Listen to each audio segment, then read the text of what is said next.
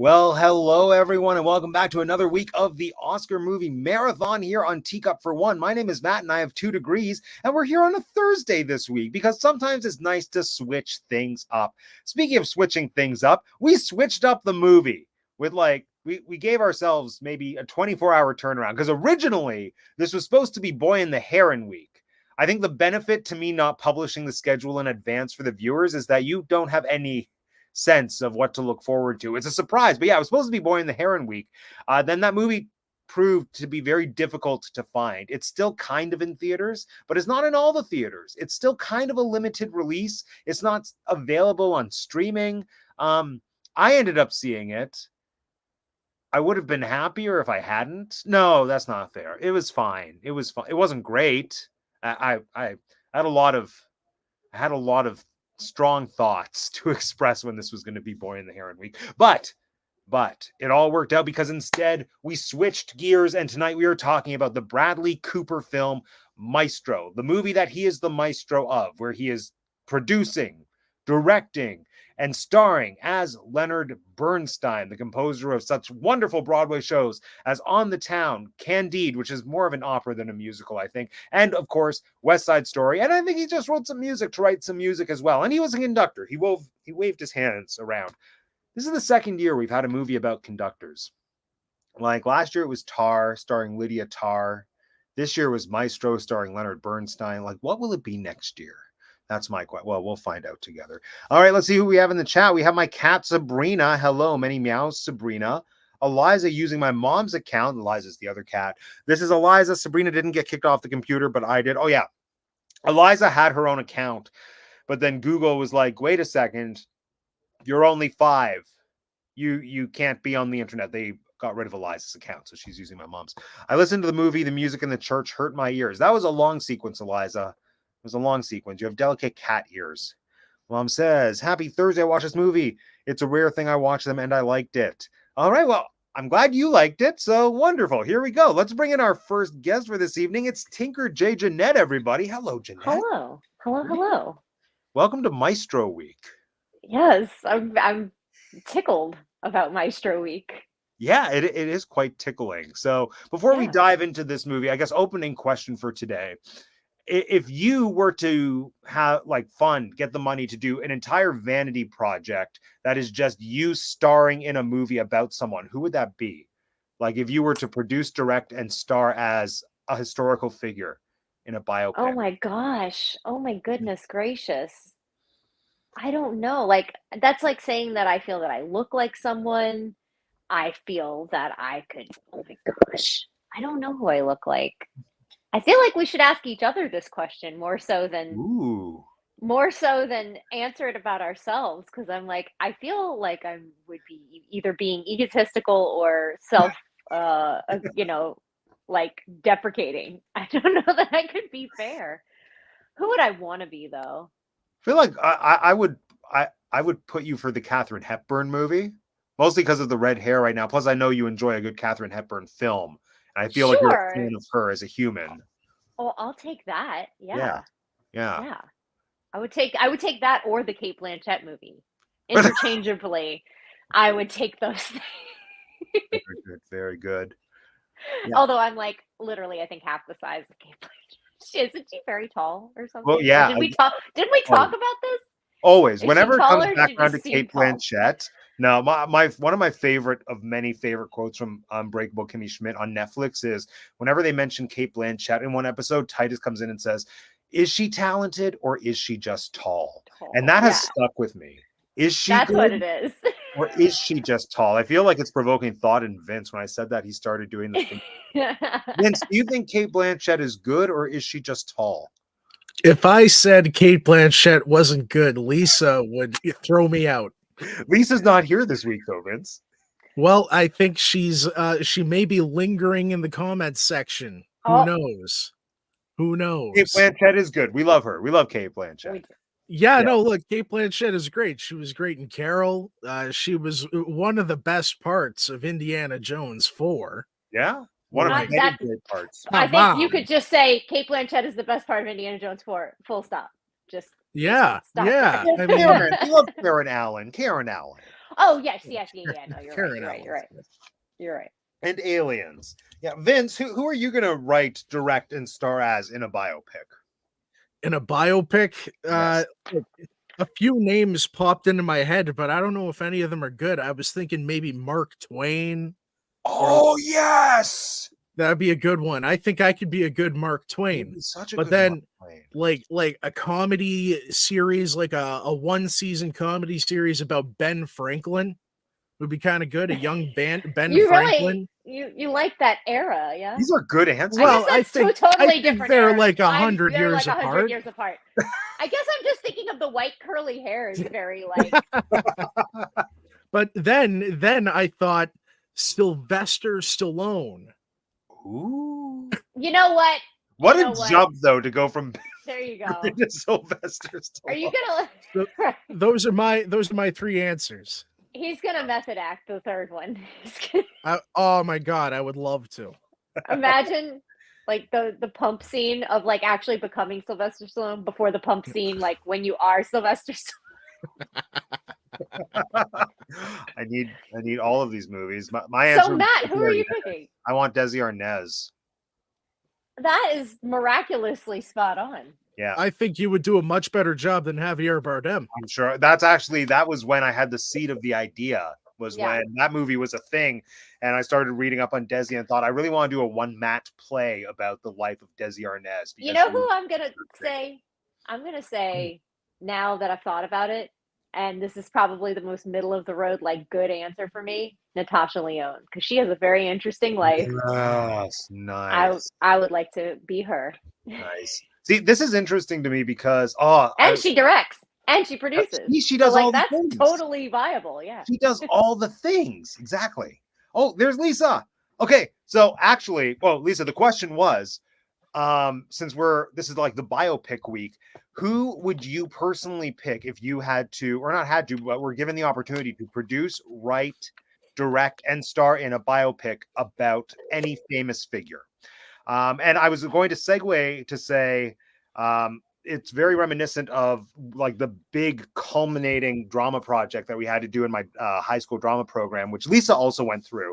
And I was curious to see if they were still doing this when Lisa hit grade 12 in the program. But the culminating thing that we had to do in my drama program was, oh, wait, what's this? Betty Davis. That's a fantastic answer. It was this project called Theater Lives where everyone had to pick a famous actor or performer and then essentially write a 20 to 25 minute single person play about them. And we had to recreate scenes from their movies. We had to incorporate elements of their life.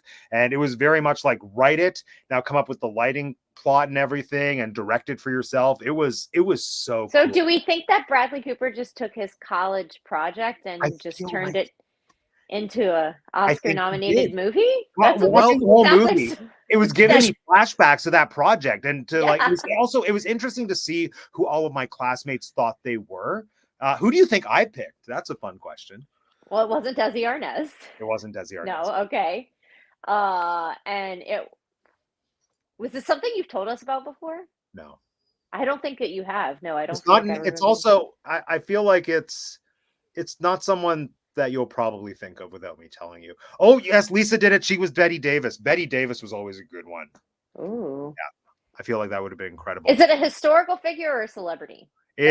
So I kind of broke the mold here because initially when I hit grade 12, it was very cut and dry. It was supposed to be an actor, and I was racking my brain trying to think of people, and I couldn't. Like a lot of other people had celebrities that were kind of decent enough fits for them, and I couldn't figure it out for me.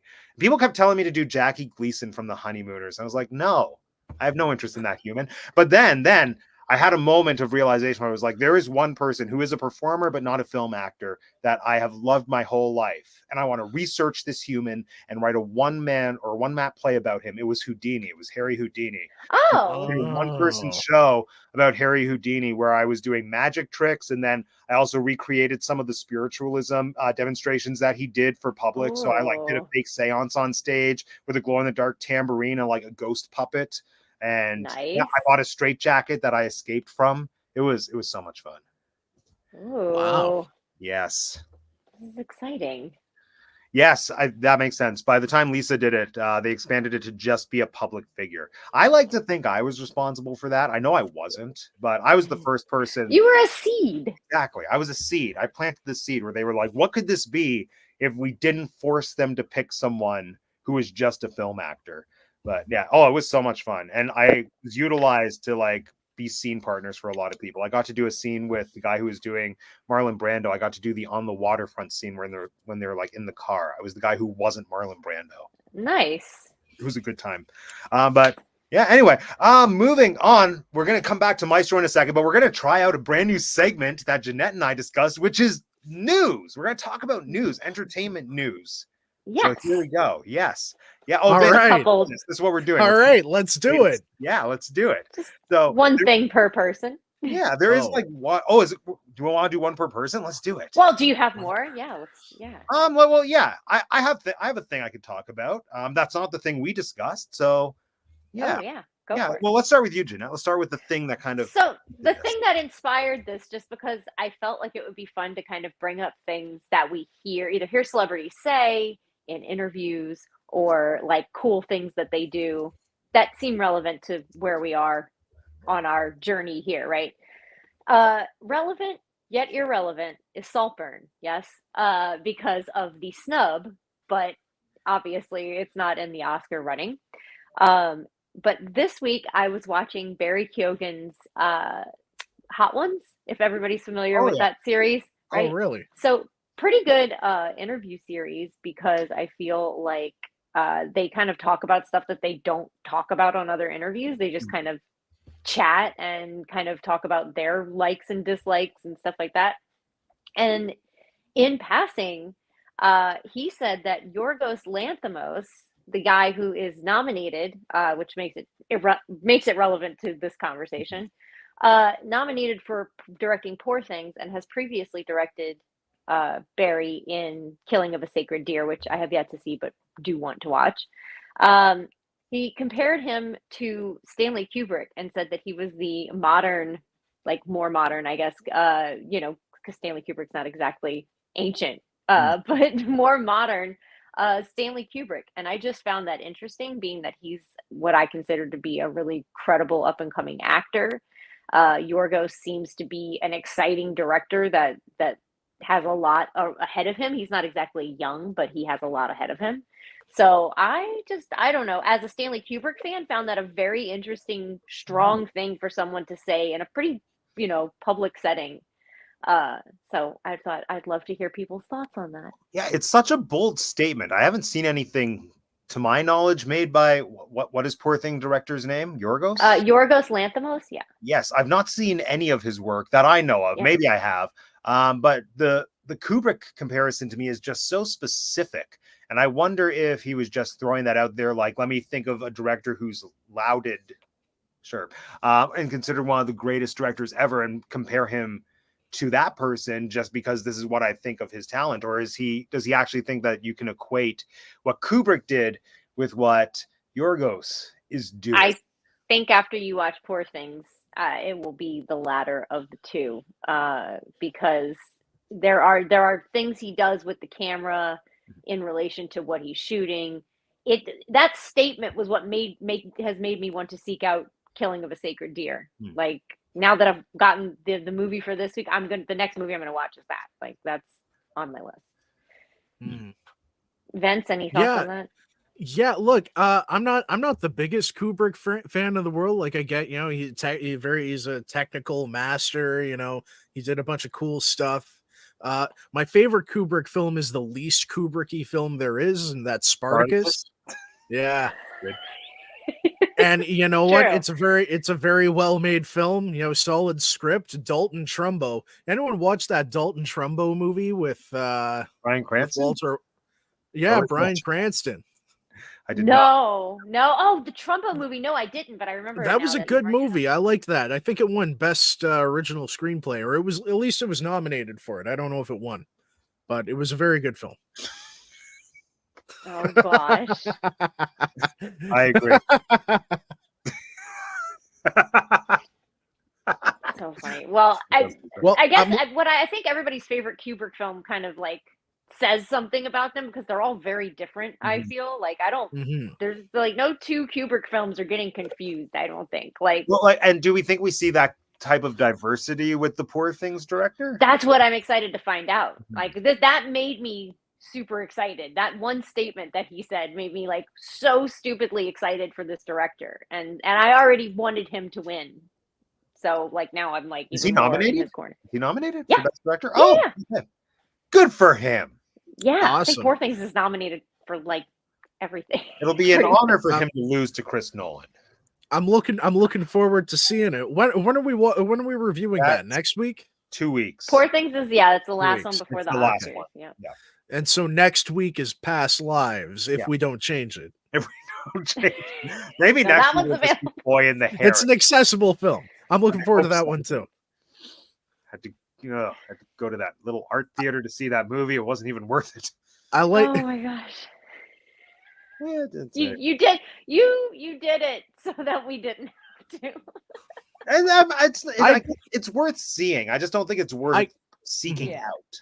I'd like to apologize because I was the guy who championed this film when we were deciding the lineup, and I think it's ironic that I think I kicked out Maestro. I voted that one off the island, and we ended up saying, and here we going back on that. Life. Look, I'm gonna trust your judgment, Matt. Maybe it's not what I expected. Oh, no, don't trust your judgment. See it. Is Spider-Man nominated for? Okay, animated. okay. I might throw my chips into that lot then. I haven't seen Spider-Man, but I think that's what my vote would probably go to, just from everything I've heard. That was a good one. I've spoken to people who are very much filmic experts who like literally are in a theater once or twice a week, and like these people have said, well, it's one specific person. He said it's the best movie of last year. So there we go. It's high praise, but it's deserved. I believe it. I believe it. So Vince, do you have entertainment news that you'd like us to dissect? Oh yeah. So like, how about that Taylor Swift and Travis Kelce, eh? They were macking it up at the Super Bowl, you know. Her movie is nominated. Her film for something. I can't remember what now, but it is an Oscar-nominated film. Maybe we'll get to see them make out at the Oscars. That's great. I think it's documentary. I think it might be documentary. Yeah. Cool. I don't want that to be true, but it is. The filmed concert counts as a documentary. It's either that or it's either that or music, but I believe it might be. I hope I'm wrong. I hope I'm wrong. Best adapted screenplay. Is it really? Did you just look it up? Is it really? No. Oh God. I was like, they'll give anything they'll throw anything over to best adapted screenplay these days. My God. Yeah, no, I gotta know now. But yes, it is. It's nominated for.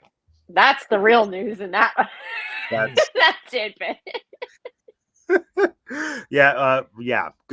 Go Taylor. Well, I don't want to support Taylor. I don't want to. I'm neutral on Taylor Swift. Well, Lisa and I watched a documentary about how she stole the "Shake It Off" lyrics from a couple of black performers who had the exact same hook. With the like, haters gonna hate, players gonna play. It's the same song. It's the same hook as a song from like 20 years ago. And so there was a whole legal battle, and Taylor's legal team kind of crushed. This is my shocked face. Anyway, I want to watch. Lisa's correct. Yeah. I want to watch that documentary. Give that the Oscar. Let that be Taylor's Oscar win. Okay. And the piece of news. Well, I have two things that I want to talk about. One is that the Wicked trailer came out. Woot. Yes. Go Elphaba. That was the bigger piece of news from the Super Bowl, really. That was the best thing that happened at the Super Bowl. Yes. Actually, it came out while I was watching Boy and the Heron. So as soon as that movie ended and the lights came up, I opened my phone to a bunch of texts and notifications of people. Oh, yeah. It was like in the first 10 minutes of the Super Bowl, I think. Yeah. Then I rushed home and did a video, and lots of people have watched it, which is nice. So I guess it was very good. Follow trends, and then that's how people watch you. But yeah, Wicked trailer, love it. But I think the more relevant conversation is that we get a brand new Oscar category, which is super exciting. In 2026, finally best casting is going to be acknowledged at the Oscars. And this is very exciting news.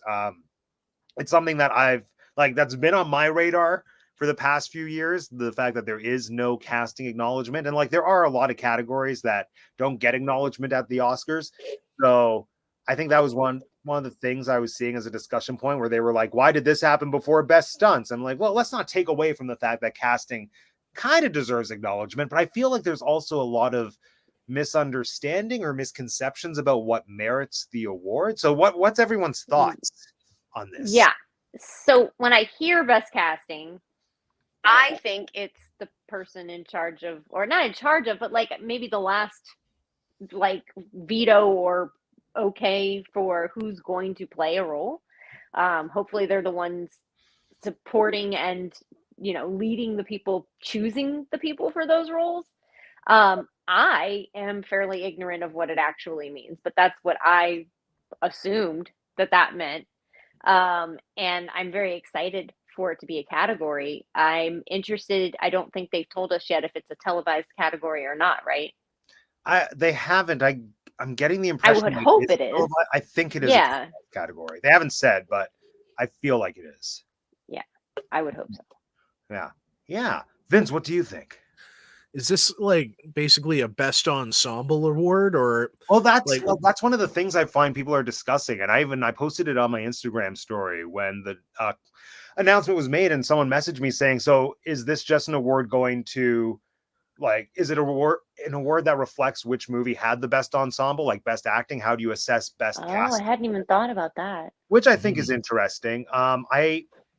I feel like yes, and also no. It's something that I'm kind of ignorant about, but also sort of know a little bit about.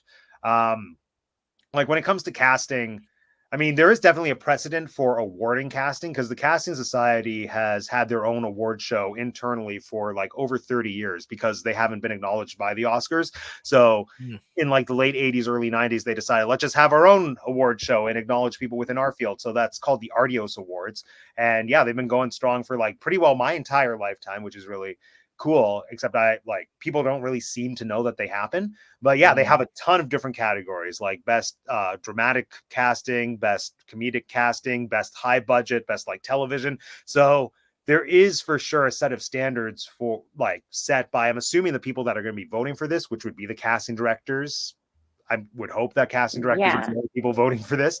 And I think it's reflective of, in the end, the best cast, but also all the stuff that happens behind the scenes, because they definitely, like, they're the people that are, my understanding is, filtering all the potential actors and deciding who am I going to propose and show to the director, the producers, and like it requires having an understanding of what the creative team is looking for, knowing who is out there that's available, knowing who would potentially be a good fit. And I think it also has to do with, essentially crafting an ensemble. Like I found a TikTok where someone said, like, Joker won best casting at the BAFTAs, but that award just went to them because Joaquin Phoenix was really good. And I don't know for a fact, but I feel like that's the wrong impression of how casting works. I feel like Joaquin is who the movie is made around, and then the casting director's job is to form everyone around him, like people that will act well opposite him. I think it's all of it, right? I think that's to say that it's because Joaquin's good at that role is an oversimplification. I mean, obviously that has something to do with it, but yeah. I think I understand what's happening here. I think Disney is pulling some strings because this is the only way Deadpool 3 is going to win an Oscar next year. Hey, they made Where'd she go? Right here, I think. Oh, you just they made a whole category for Barbie at the Golden Globes. So yep. What? This is the best box office one or whatever. Yeah, best box office. The way they said it was really funny too. The way they introduced the category was, we created a category to award the films that people actually go to see. So, it was very self-aware. They couldn't have done that when Marvel was in its heyday. No. Yeah. Couldn't have done that. They did try, though. The Oscars tried. The Oscars had a category that never actually made it to air for like best box office, or I best do popular think I movie. remember that. Yeah. Yeah. So yeah. Anyway, I'm excited to see how this goes, and it's also fun because I'm thinking and hoping it'll put casting directors more at the forefront of people's Hmm. um consciousness, as it were. Yeah. Like I think there are certain artistic people like Colleen Atwood in the costuming world where not everyone knows who she is, but you see the name enough that you Yeah. start to recognize like her work. And when you see certain period pieces and find out that she's the one who did it, you're like, oh, that makes sense. And I feel like within casting, there are a lot of casting directors who also like have specializations in the same Yeah. way. So yeah, acknowledge them. It's great. Also, fun fact, they weren't unionized until like 2019. So Wow. hashtag justice for casting. Actually, I'm going to change my thing to hashtag justice for casting. Hold on. I went through so many hashtags before this show, before I came up with did not enjoy Boy and the Heron. For a while it was hashtag by Felicia. I kept thinking that the whole time. I was like, oh my God. Imagine if that was in the death scene where she just dies in his arms and he's like, bye Felicia. Yeah. So Is that okay. your Leonard Bernstein? That was No, good. that's my Bradley Cooper as Leonard Burns. Oh yeah. Well, Wait, how's this? This isn't that bad. It's a bit of a Mo Green from Godfather. But listen, darling, I'm a little offended that you guys have been waiting 25 minutes to talk about my movie. It's almost like you didn't like it and you don't want to talk about it. I'm This sorry, new Lenny. this quite the new segment is contrary. fantastic. I love the new segment, but it's a creative new way to not talk about Maestro. Sorry, Lenny. I apologize. We appreciate your work. West Side was great. Candide happened. So there we You are. guys know Andrea Martin was in Oh. Candide in Stratford? I didn't wait. I didn't know it was Candide. I knew Andrea Martin was at Stratford and it didn't go well. Yeah. Oh, it didn't go well. It's like I saw like an old picture of her and like the fruit hat Yes, from a long I've seen the time same ago. picture. Yeah. Well, I think it didn't go well. I had a book a while ago that I got at a Stratford trip that was just interviewing people who had worked at the festival, and one of them was Andrea Martin, and she said like it wasn't what I expected. I went in, I did a British accent, and they told me not to do the British accent because it was too comedic and too schlocky or whatever, and so I felt very out of my element. And yeah, That's what Lisa says about my Leonard Bernstein voice. no, it was great. It was better. It was almost better than Bradley's. Although I did watch some Leonard Bernstein or Stein. Is he like the Bears? That's what I said. Leonard like, Bernstein. I was like, is it Steen or Stein? I don't know. And then Let's even just when I was switch. watching the movie, I Bernstein. kept forgetting scene to scene. I was like, what did they say? Yeah, no, They Leonard said Bernstein. Stein. I'm pretty sure they said Stein. I'm going with Bernstein, like the Bears. Justice for Bernstein Bears. Mandela effect. So I was watching Leonard interviews this morning, and it is very like spot on to what Bradley was doing. But I think without that context, if I just kept thinking, get this man a Sudafed. He sounds so congested. Yeah.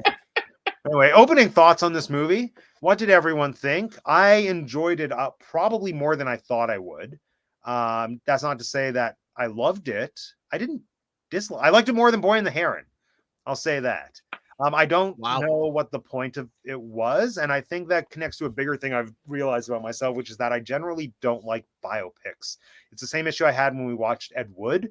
By the end of it, I just thought, what was I meant to get out of this aside from you telling me this is a person who existed and you showed me a little bit of the work that they did?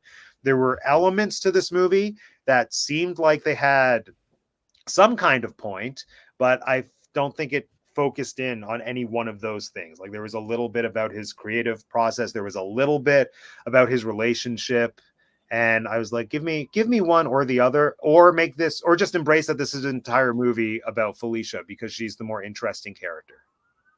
So, opening statement. There we go. Vince, what did you think? Look, I liked the first third of this movie, and then when it changed to color, I stopped enjoying it that much. And then in the final act, I was kind of like, "What's going on here?" That being said, Carrie Mulligan was fantastic in this. I usually like Carrie Mulligan. She was great in Drive. She was a great Daisy Buchanan in she was a great Gatsby. Yeah. Did you see Promising Young Woman? No, I heard that was good. The best. Yeah? The best. Oh my god. I don't I think can Carrie never does bad performances. I think she's consistently good. Yeah, I can't Mhm. stop recommending that movie. It's so good. Oh, what's inside Llewyn Davis? Oh, is she in that? Yeah, she's in that. Is she the She's got a cat? smaller role, but I never watched she's it. I heard good she's things. his ex. It's a good movie. No, I've She's wanted got to some watch funny that too parts. because Oscar Isaac plus Cat plus now Yeah. Kieran Mulligan. I don't care for the Coen brothers usually. I like when one of them goes off on his own and directs a Shakespeare movie, but Cat. Yeah. You have my money. Jeanette, what did you think about Maestro? I enjoyed it much more than I expected to. I'll start off telling you what I thought I was going to get. I thought I was going to get a campy pointless, which I know we're going to say like there's no story or whatever, but like I did not feel like this was pointless. I thought I was going to get a pointless, campy, really a lot like the Ricardos movie. I thought that's how this was going to go. That was what I expected, and I was very, very, very pleasantly surprised. As much as Bradley Cooper likes to kiss his own butt, it was warranted to most degrees. It was like I loved it. I would not necessarily like this isn't a soon rewatch necessarily, but I would rewatch this for sure. And I love that Lisa's saying this is a bad rap for bisexual open relations. I love you're being very specific about it. I think it is one window of like since this is there, it's one window into polyamory that I think that most people don't like see or think about, that people can just change their minds later on, right? But that was one thing I was going to get to, is that this movie covered topics that I did not know it was going to cover. I had no idea. I did like that this was a biopic about someone that I didn't know very much about. And so that was refreshing. I think there's a lot of biopic, like, oh, we did Elvis, like I knew most of what they showed me in Elvis. Like the majority of that is known stuff. I like a biopic about someone who I don't know much about. And this was, I'm forgetting something, I'm sure, but I think this was my favorite Bradley Cooper performance, like ever. Yeah. I prefer his Rocket Raccoon myself. That's true. So I did think about that, and I was like, well, I'm going to ixnay that and just call that a voice acting career as a separate thing. Okay. But yes, I mean, especially after, was it last year or the year before, his Midnight Alley? Oh, right. Was he in that? Nightmare Alley. That was he was the main guy in that. Was so bad. Yeah, I didn't see that. Be good, and it was so bad. I just didn't want to see. I didn't want to see someone bite a chicken head off of the chicken. Yeah, it wasn't for you. I would say that. I would throw that out there. No, like I watched the original Nightmare Alley to prep for it, and then the original is like fine and great. Yeah, but there were certain things that happened like off screen where I just thought, if Guillermo has this in his hands, I know where it's going, and I don't. It just made me so sad because it was Guillermo, and like I have no reason to dislike Bradley Cooper. I do like him, but I do feel like Bradley Cooper gets roles that are like, I'm Bradley Cooper, but I'm like either good Bradley Cooper or bad Bradley Cooper. I really like Bradley Cooper. Star is Born is probably my favorite. So I think Star is Born was my favorite role prior to this, probably. But this, I everything in this I enjoyed more, and I will say I feel like the nose was warranted. No, the nose was warranted, and I think it's far less distracting when you're in the movie. On the posters and in the trailer, it's like shots of it, and you're like, ugh. But then, like, when you're in the movie, I didn't really feel distracted by it, ever. I do feel like maybe a few years ago, this would have been a role that would have gone to Michelle Williams. And I feel like this was a instance where Carey Mulligan was showing us why she is the rich man's Michelle Williams. She's a better actress. I just feel like this was a role that would have been... Because I feel like those two can be like, people kind of put them in similar roles, and Carey Mulligan has about like 3 football fields more range. So yeah, I don't know. I don't know why I needed that dig against Michelle Williams right now, but like it came to my mind when I was watching it. It's good. Oh yeah, it's fighting work. Now all I can think of is what this movie would have been like with Michelle Williams, and I was almost equating her role in this to Michelle Williams' role in The Fabelmans, which again, Fablemans, another and movie that's that what I made me did. think I don't That's like what I did. biopics. But yeah, but she Mm. was she was so good. Without her, I would have lost interest in this movie. I was going to say earlier, I never really lost interest in this movie because of her, and I almost felt like there was a discrepancy in her style of acting versus Bradley Cooper's. Like she felt so natural, and he felt, at least in the first half, very theatrical in a way Very that didn't stagey. necessarily. It Yeah. felt so stagey. It didn't necessarily bother me, or at least it wouldn't have if the whole movie was kind of in that direction. And it sort of was for that first third that Vince mentioned. And that was the part, like, there were elements that I wasn't expecting, like when they brought his compositions to life, specifically the On the Town stuff when they were on stage and like the sailors were running around and dancing. And like, I like that music just as music. And I enjoyed seeing it visualized through film in a way that I had never seen before. So I found that exciting. And I was hoping the movie would have more of that, and then the colors showed up and it got boring. Yeah. Yeah. What did you guys think of that like 10-minute scene where he's just conducting? I didn't notice that it went on that long. I've seen y'all all comment on it so far, and I'm like, I must have really been enjoying myself because I did not notice any of the scenes go on that long. I didn't love it. I liked it for a little bit, and then Lisa and I look at each other, we're like, why? What's going on here? And it just kept going. It got funny to me. And there's one more thing I want to talk about. There's this one scene at a party. I think it was the scene where they introduced Maya Hawke's character. And there's this one like line of dialogue. Maybe I'm wrong. Maybe it was a scene with Sarah Silverman, but it's a scene at a party and someone's delivering a line, but they're behind a curtain. Oh my God. Okay. I have so much to say about that. It wasn't just that scene though. It was a thing throughout the movie where everything, all the important discussions were framed so that they were like, oh, and yeah, I thought that was intentional for like the 50s style lighting. That was staggering to me. I think it was part of curtain.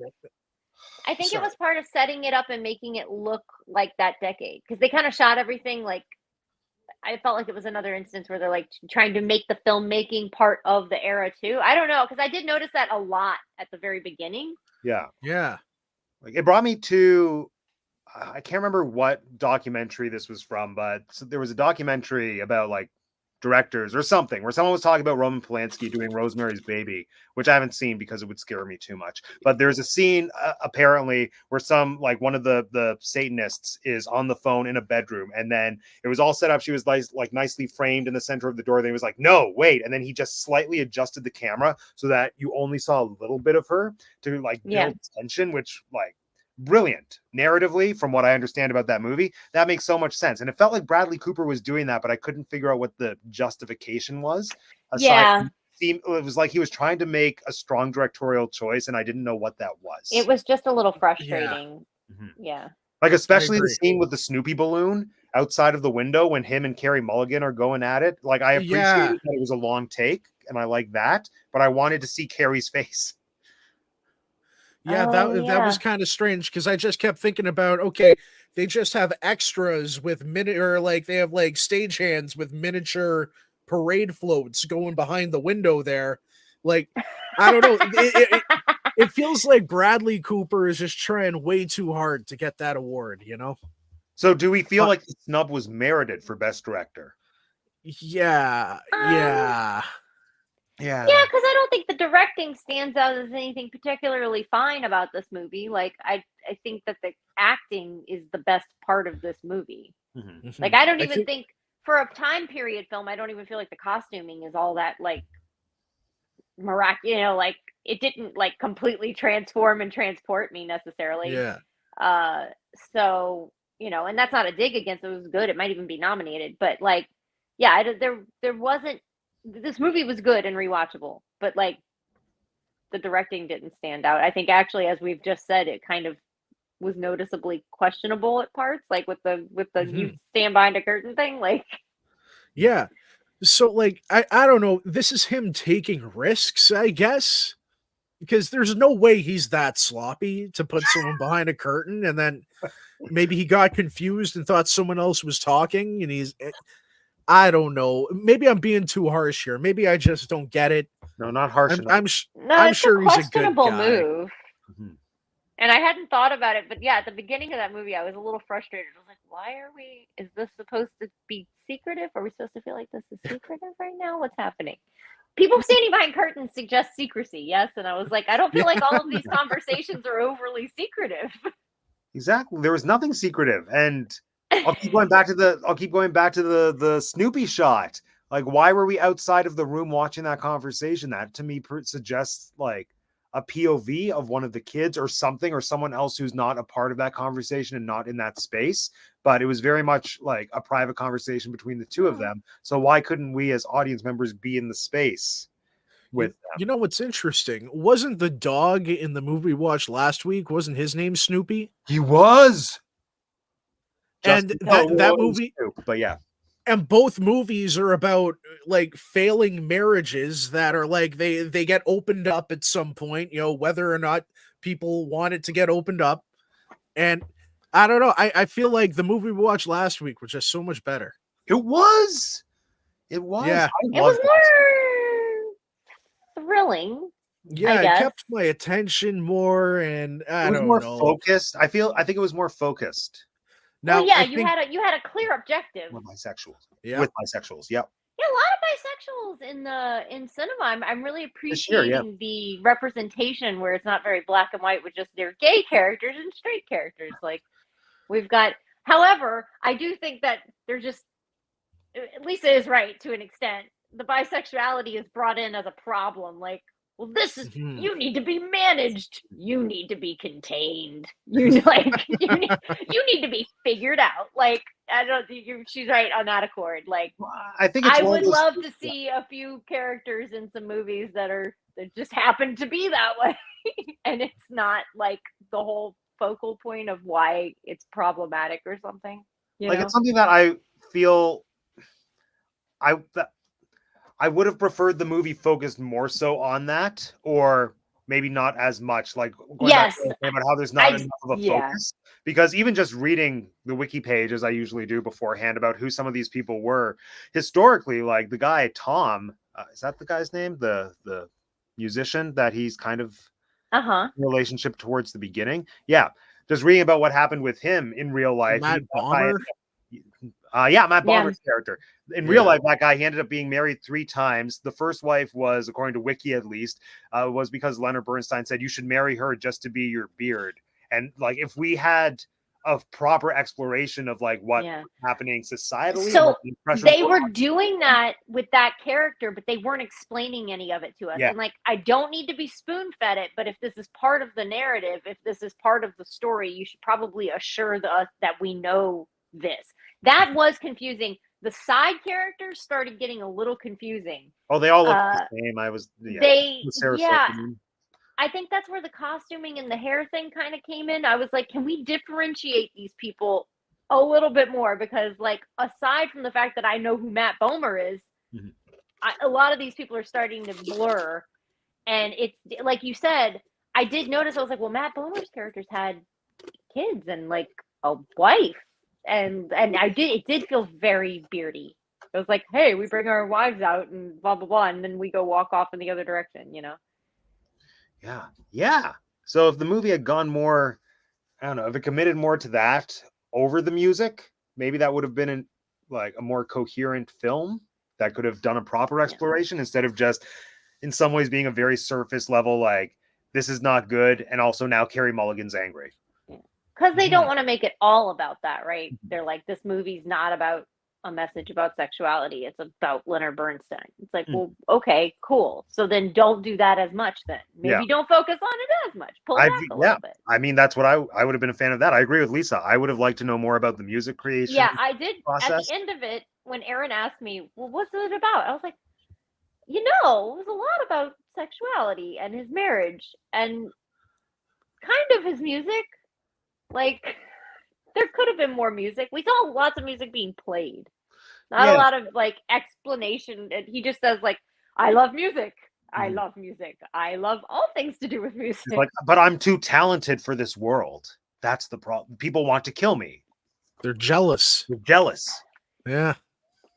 What did we think about that scene where he was telling Maya Hawke that he was jealous, or people were jealous of him? Yeah, that people are lying because of the jealousy. Yeah, I don't know. I feel like they could have done something else with that. Like, what if, I don't know. Like maybe that's historically what he said. Is this based on a biography or something? Well, what I thought was interesting about that is that the interview I was watching with real Leonard Bernstein this morning, it was a Candy Center interview, and he told more or less the exact same story about how someone tried to kill him because they were jealous about his like the attention he was getting from a teacher at one point. So I almost think either the writer or Bradley Cooper or someone wanted to find a way to organically incorporate that story because I'm assuming it's one of like the more prominent documented moments Yeah. of an interview with Leonard Bernstein, but without recreating it verbatim. Yeah, So I think did find it interesting that they didn't do a scene of him getting the Kennedy Center honors. I thought that was certainly going to be a scene in this. One would think. Yeah. But they were too focused on what's her face, Carey Mulligan being upset. Yes. Now, here's the question that's on everyone's minds this Oscar season. Did Lily Gladstone play diabetes better than Carey Mulligan played cancer? I'd have to say, yeah. I think Lily Gladstone played that, but it was also a longer running thing in the movie, I feel. So she did have to keep it up for longer. She did. I feel like Carey Mulligan played cancer like very well and very powerfully. Like it was short, but it was to the point. Like it was a gut punch. Yes. It was, but I think she did a good job with that. She did. I did feel like they kind of leaned on the headscarf bit a bit much, but maybe that's really. I was thinking that as well as the makeup, but I almost feel, to sort of paraphrase a thing I feel I've heard on Drag Race more than once, it felt like she was wearing the makeup, but the makeup was wearing Bradley Cooper. Okay, I see what you mean. I was not distracted by the nose as much as everybody else was. Or actually, do you know what I was distracted by a little bit more? And it is part of who Leonard Bernstein was. And I can't remember the guy who I want to compare him to right now. But I guess I could use Robert Goulet as a second. There's somebody else I'm trying to think of, but that tan was like the Leonard Bernstein's tan. Oh, was like that to me but that was who that person actually looked like that, but it was very distracting to me for some reason. They even mentioned it later on in a story. She's like, he was so tan and he was wearing all white. Oh, like towards the end of the movie where it cuts to Bradley Cooper and Oldface. I thought it was Ric Flair. He looked exactly like Nature Boy, the wrestler. He's tan and he's got like white blonde hair. Nature Boy. No, okay. Well, it made Lisa laugh. Anyway. Yeah. It's okay, Matt. I like recently learned who that was, but I think we were some of the last two people on Earth to figure out who that was. I'll look it up later. Then I'll laugh. Yeah. Okay. So what was the point of this movie? What were we meant to take away? In some ways, there were certain scenes where it almost felt extremely self-indulgent, like Bradley Cooper reflecting on himself as a filmmaker when he was saying like, oh, I'm the maestro. He didn't say that, but there was at least one scene like that where he was saying, oh, it's so difficult to be burdened with this talent that others don't have, and I have to create while still being a creative. Like, okay, well, I don't know. I didn't think he was trying to be introspective like that. I did. We lost him. Oh no.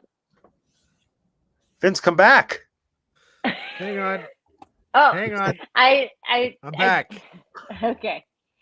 I was having a hair situation. Sorry. Oh. I feel like this movie, like, I felt like what it was about was literally just telling us about Leonard Bernstein. Like, I didn't think he was being introspective with it. I thought maybe he just had a deep admiration for this person. I still don't know. Is there an interview with Bradley Cooper? I'm sure there must be, of him telling us why he decided to make a movie about Leonard Bernstein. I'm sure there is. I haven't seen it. The wiki page that I read prior to this confirmed that it was a project that was in existence before Bradley signed on, which surprised me. I was under the impression that he just wanted to make Oh, okay, that makes a lot of a sense. movie. But yeah, Scorsese Scorsese and was attached, then Spielberg. Scorsese and Spielberg produced it. Mhm. Like we're producing it, so that makes sense because they also helped on well, obviously it's Spielberg's story, but I think didn't he have a group didn't the same little group, not Bradley Cooper, but Scorsese and somebody else get together for Fablemans to make that happen? Maybe I could be wrong about that, but I feel like they have stories they want to tell right now, and for the most part, like we said, they're biopics. So I mean, I just felt like he had this urge to tell this story about this person, and this was his version of it. And obviously, he's quite taken with these particular elements of this person's life. I just am finding it very interesting that he didn't choose more. Like, he showed a lot of music being played, but he didn't have a lot of music oriented scenes, if that makes a lot of sense. Mhm. Yeah. Yeah, I wanted more music. Agreed. And also, yeah, like the Spielberg thing just makes a world of sense. Just knowing how much he loves West Side Story, like that's why he made the movie.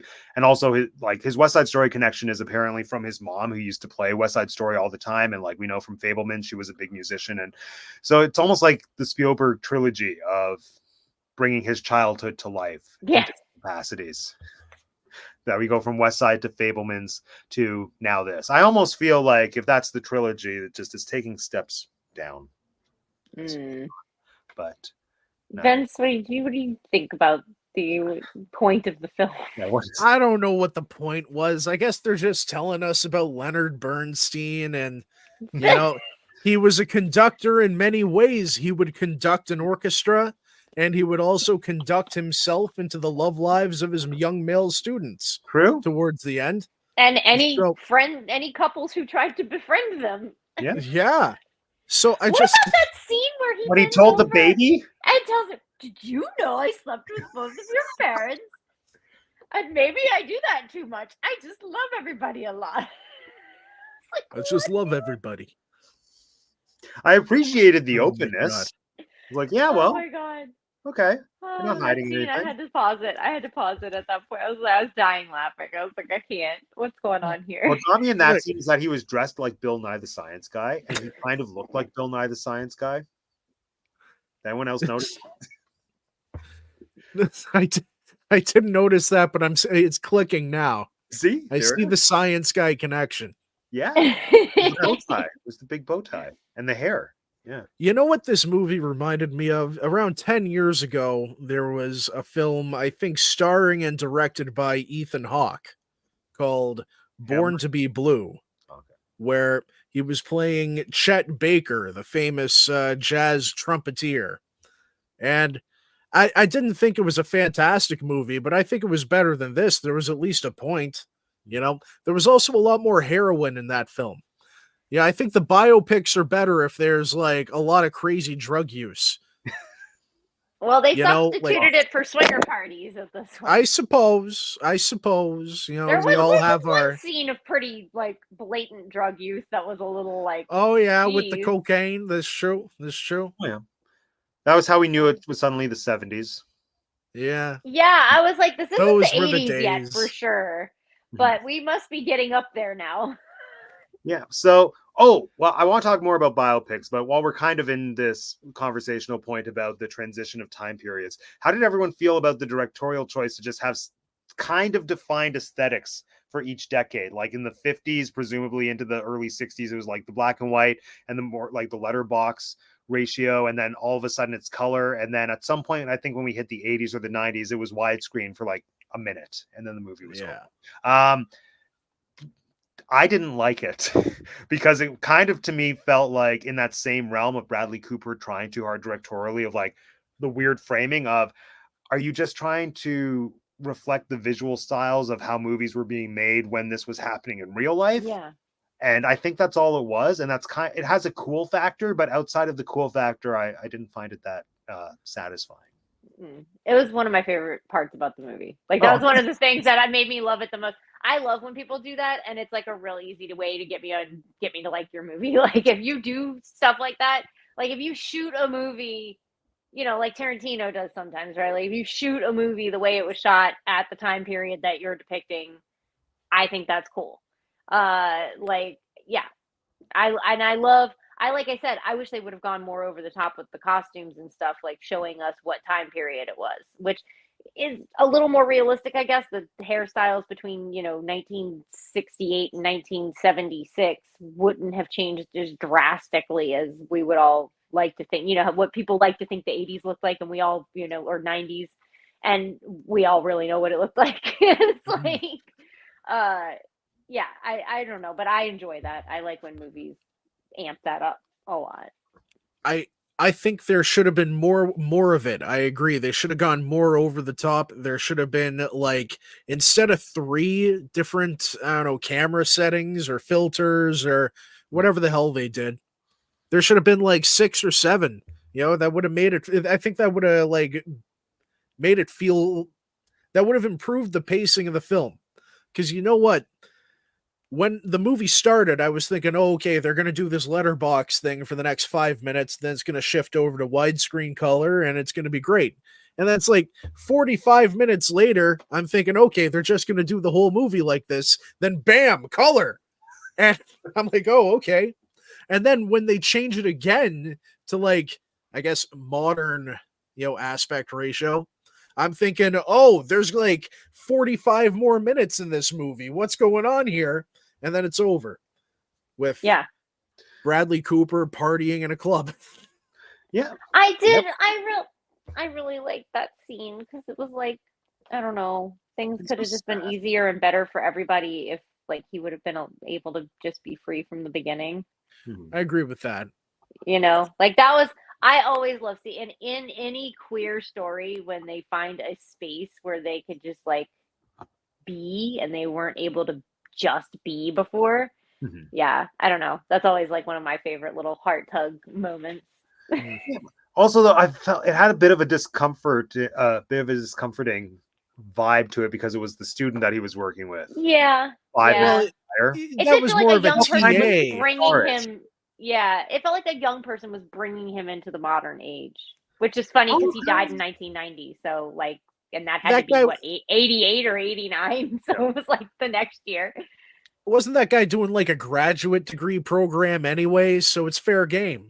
Oh, for sure. Like he was definitely an adult, a consenting adult, but there's still the power dynamic of there's still the like whole power Leonard dynamic Bernstein thing. And anybody. Yeah. When you're in that, like when you're studying to be a musician and then Leonard Bernstein's like, well, you bump and grind with me at the club. The guy didn't deserve to die alone. You got me on your side because I think everybody here, I'm going to kick my controversial opinion out again. Everybody knows my opinion on James Franco and he should not be canceled. So it's fair. I don't know if I knew that.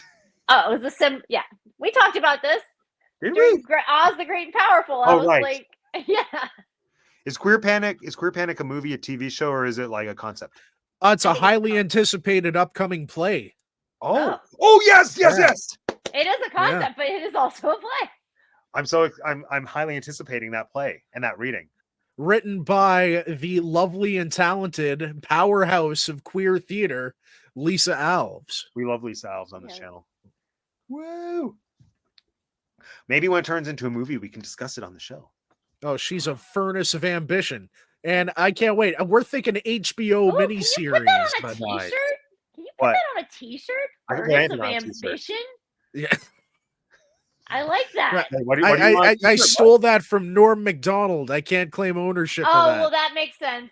That's a good one then. Yeah, I love Norm. Canadian icon. He's a Canadian, right? Oh yeah. born in Gatineau. Oh, really? Gatineau. That's on very Gatineau once for 3 days. Oh yeah. I was in Gatineau once for 3 days, I think, with Lisa. Yeah, it was a good 3 days. It was so strange how different things are just like by crossing a bridge from one province into another, where all of a sudden, now it's a convenience store and alcohol is being sold until like 4 o'clock in the morning. Oh, like that's like New Orleans. Or like what? This is a gas station. Right? And it's like, oh, we're off the bridge. Wherever they speak French, I guess. It's very French. Ouais. Mais ouais. So what was I want to talk about? Biopics. Okay. I want to go back to biopics. what's the point of them? What makes a good biopic in everyone's opinion? Because I'm struggling now to think of one that I liked. I'm sure there is one. I just don't know what it is. I'm gonna have to stand up for Ed Wood here because I really like Yeah. that movie. Not a good Yeah. movie. Well, I Love think Ed Wood. that's pointless Look, movie though. Love it. what about speaking of James Franco, what about the Room movie, the Tommy Wiseau movie? The Tommy That Wiseau wasn't- movie. Oh my That god. wasn't really a biopic. It was more like No, a slice but it of might as life. well be, But yeah. you know what? I loved that movie. I thought that was really good. You know what? On that point, Vince, let me bring this up. I am a big fan of biopics. Typically, I think the first thing you need is somebody one black or white option. Somebody everybody gives a big old crap about, or someone nobody knows diddly squat about, and like there's a reason that it's going to be exciting, right? I think Leonard Bernstein kind of was more in the middle than any biopic I've ever experienced. Like, I know who you are, very much so, but like, I don't know anything about you. But on that note, Vince, you said a really interesting thing. It was more of a slice of life movie than a biopic. And I really like that because before I came down here to record, I was looking on the menu on one of the platforms and I saw Last Days, which is a Kurt Cobain biopic, but it's like a chunk. It's like some chunks of his life, and it's very like nonverbal. I didn't enjoy the film. I saw it when it first came out. This was like an early 2000s film. But when I saw it, I was like, I remembered, I was like, oh, I didn't like that movie very much because it didn't really tell me anything. It didn't tell me anything I didn't know. And it actually skirted around a bunch of issues that were the whole reason that I watched the darn thing. And it was just some chunks of time of him literally just sitting in rooms. And I was like, well, this stinks. This isn't why I watch a movie about Kurt Cobain, is it? Like, No. So yeah, I think that's very interesting. I don't think I care for slice of life movies quite as much as movies showing a much larger, broader range of somebody. I want to see age progression. Rarely do I want to just see one little snippet of somebody's life. I almost think I prefer slice of life in theory, maybe less so in practice. But I enjoyed the Room movie because what I got out of that was, it was an interesting like look at passion versus art versus quality. Almost like I think about that conversation they have with the older actress when they're saying like, why are you doing this? This is not a good movie. And she's like, it doesn't matter if the product is good. It's because this is the thing that I love to do. And that's what we do. We're actors. We work. And like that to me was a moment of value within the chaos. And there was also like a lot of fun character stuff with whatever James Franco's brother's name is with his character. And Dave. so I think Dave Franco. And who might arguably be a slightly better actor, but I agree with that. I think it's clear. It's cut and dry. I do love James Franco, but yeah. James Franco's, look, he's done some good stuff. Like the opening scene of the Green Hornet. That I don't know if you've ever seen that, but he's fantastic in the opening scene of the Green Hornet. Oh my god. He was good in the Spider-Man movies. I recall that. Oh yeah.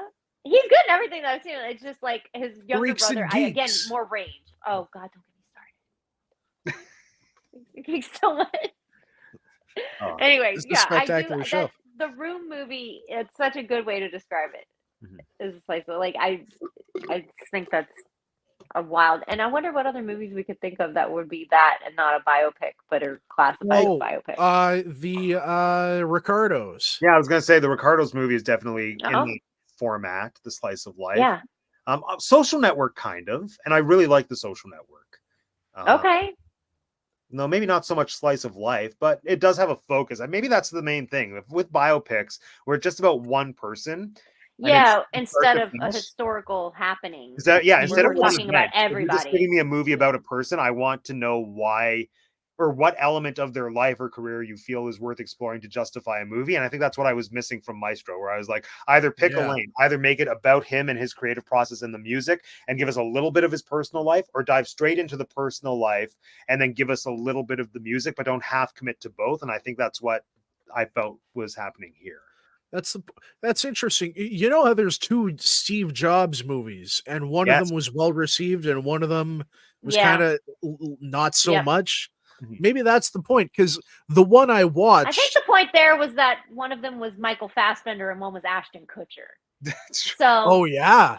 Yeah. that's Okay. One was but Aaron yes, Sorkin. also I see what you mean, but let's just Fassbender was the Fassbender the one where it just showed it was like Steve Jobs at the release of 3 Yeah. different Apple products. That was the Aaron Sorkin. That's Yeah. 3 slices of life right there, and that was still Yeah. good because there was kind of a focus. because well, and there's also a time differential. Again, like I Yes. do want to see some age. Like I do think for a biopic to be good, costume and makeup has to come into it. Like Oh, there for sure. needs to be a passage of time that I need to see happen on the screen. I thought Elvis Oh. did it good.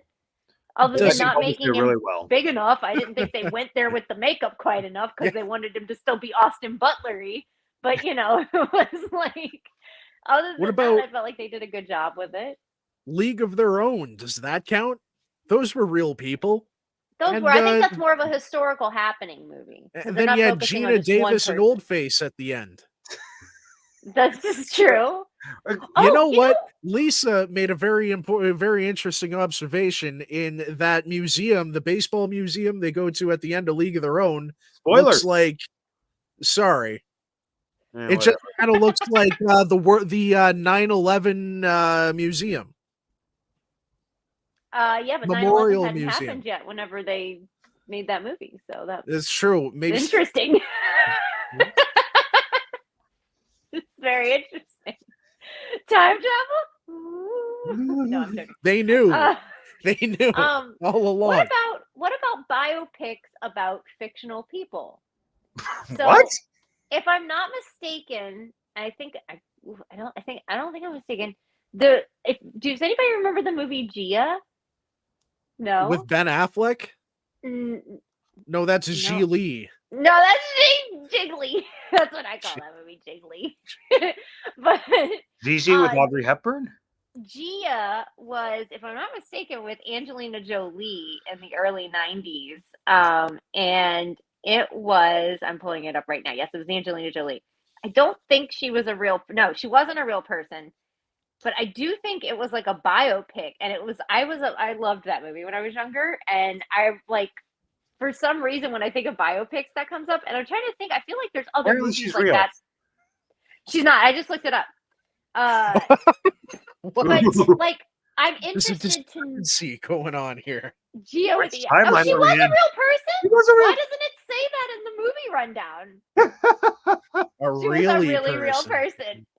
So then I'm staying corrected. So I like that biopic. It's really good. You should find it. I feel And Tar feels like a biopic about a fictional person. I think that's why it Mm. like grabbed so many people. oh yeah, I thought that was a it does. documentary. Didn't we all? Yeah. I am lying. I'm a lying. I'm a lying. Jeanette I is am a lying. a lying. He's what? all A lying. lying what? The Lion King. Tar is great. Tar is great. Yes, no, Tar was great. Selena, it would be another biopic I would point people to. Selena was real? You're joking. You're joking. Yeah, yo. You're joking. You don't. So is stop. Yolanda. Don't troll me. Yolanda Don't was troll real me. too. What? Don't troll me live on air. You not know that Selena was real? You didn't What? know Selena was real? I knew Oh, yeah. Selena No, was I real. was saying, so I like Selena. I know it's a biopic. No, Oh, I thought okay. you were saying you didn't know Selena No, was no. real. Oh, I No, thought I you- know. Okay, good. As long as we all know Selena. We're gonna give Lisa a heart attack wherever she's at. Well, Lisa, don't worry. We all know Selena's real. I think it's. I will say. I thought Matt didn't know Selena. No, I know Selena's real. I did not know Gio was real. I did not know that was real. But Selena would be a biopic that I would say was like the first one I ever loved. Was that one? Yeah. Selena's a decent one. I haven't seen it for a long time. The one that I go to is a movie that I probably haven't watched for maybe 30 years. No, more like 25 years. It's a biopic about L. Frank Baum, who wrote Wizard of Oz, that used to air on YTV in Canada, called Dreamer of Oz, starring John Ritter as the guy who wrote The Wizard of Oz. And Stop. maybe it's a terrible movie. I haven't rewatched it as an adult. Really? But what I recall, it's like more or less like start to finish life biopic of the author. Well, like in his adult life. They don't care about when he's a kid. But it's about him meeting his wife, starting a family, and then the professional road he went down to eventually write Wizard of Oz. And it incorporates elements of like bringing Wizard of Oz characters to life as they're inspired by people. So one of the characters is his mother-in-law, who was like a very passionate suffragette, and she like in real life wasn't a fan of him at first. And so there's a point when he's like coming up with characters, he's like, oh yes, the land of Oz has like good witches and bad witches, and then the good witches are gorgeous, and then like cuts to a shot of his wife, but now she's dressed kind of like Glinda, looking beautiful and ethereal. And then he's like, but then there are the bad witches and they want to scare everyone in Oz. And it cuts to I think it was Rue McClanahan playing the mother-in-law, and then she's dressed like the Wicked Witch of the West, looking all like stern. Oh my gosh! So like it weaves together fantasy with reality in a way that I found really effective, at least like as a 10-year-old. So to me, like that's the kind of biopic I want to see about a creative person, where you take the familiar elements of their work and then weave it into real life. And the movie I think tried to do that with some of the compositions, but I only clocked that because I watch movies with closed captioning. So anytime there was background music, it would tell me like, this is this composition by Leonard Bernstein playing. And I think in theory that was kind of effective. If you don't know Bernstein's music, to hear it, I think it just kind of passes itself off as regular ambient music in a movie. Yeah, well, he evolved too, because like when they started playing his music at the beginning, his compositions, I was like, well, he sounds like he's pretty much responsible for that whole like that whole like big explosive sound in like 50s, late 40s to like early 60s band, like that band sound, even down to like the background, I don't say background, but like the cinematic music of Sound of Music. Like I know he's not the that's not a Leonard Bernstein. Yes, it's not a Leonard Bernstein thing, but like that sound is throughout that. And I would argue now that I've seen this that his influence was probably one of the reasons for that. Because that when I started hearing like this sounds like, you know, that very like not background, but just the music that punctuates Sound of Music, you know. Ba, ba, ba, ba, ba, ba, ba, ba. Yeah, like, and that's all I was like, with like that big horn sound, you know. It's like I was like, I didn't really know he was responsible for that, but yeah, like the only thing I really know of his is West Side Story and a little bit of On the Town, but it is very much that. It's that big like horny is that big horn heavy horny sound of like he makes all that horny music. He did. Well, yes. Well, we all know why now, having seen this movie. All right. Anything else to discuss about Maestro? It wasn't as sweaty as everybody said it was going to be. I know. Everybody makes fun of the sweaty, and I was like, there was one sweaty scene, maybe two. It's not a sweaty movie at all. He couldn't sweat too much, or his prosthetic would fall off. It's true. We'll just get they had to go in there with the spray and make fake sweat. Didn't that happen to Michael Jackson and like his nose, but like it wasn't a prosthetic? Did it? Oh, when it caught on fire? Or his nose like fell off. Oh yeah, no. In public. It started to waft away over time. What? Yeah. Oh no, Michael. Yeah. Well, hey, he still did Thriller, so come on. Yeah, we're getting a Michael biopic within the next year or two. Oh yeah, who's Mike? I can't. Michael. I don't think the guy playing Michael is anyone like super A-list right now. They should have just gotten a hologram. No, do you think it's going to be a slice of life or over the course of a lifetime? I think it's over the course. I think they've announced it better be. So, are they getting two actors to play Michael? That's actually been a question. Oh, Michael's nephew. I think that's it. I think Michael's nephew is playing one of the Michaels. He's in real life. Yeah, but that has been a point of discussion about visually, and I think it's going to be the same person. Do you think they're going to cover that topic that everyone thinks about when Michael Jackson comes up in conversation, but no one says it out loud? That's a good question. Are we making like Holy Michael, or are we making like? I almost feel Michael. I think the movie is going to be more focused on early career Michael, because they made a big casting announcement about the guy playing his dad. It's gonna be about his abusive childhood. Yeah. And the guy playing his dad was in Color Purple, and was one of the things I loved about Color Purple. He was good. The husband. He was Mr. and he was so good. So give me more of whoever that guy was, because I want him in everything because he was so good. So let him continue playing horrible, abusive men. Do we all have a person we would like to see a biopic about? that there is not either there is not one or you're not happy with the one out there. And I'll go first. It's Walt Disney. So, Walt Disney was actually the one that I thought, I don't know if I want that biopic. Because I do. Why not? He didn't do anything shady. I don't know. I have mixed thoughts on Walt Disney as a human, which I don't know. I don't. Well, I want it, and they can be as shady or not shady as they want. All I know is that Tom Hanks cannot be Walt Disney. It doesn't work. A better one of Lucille Ball. Please. Agree there. Yeah.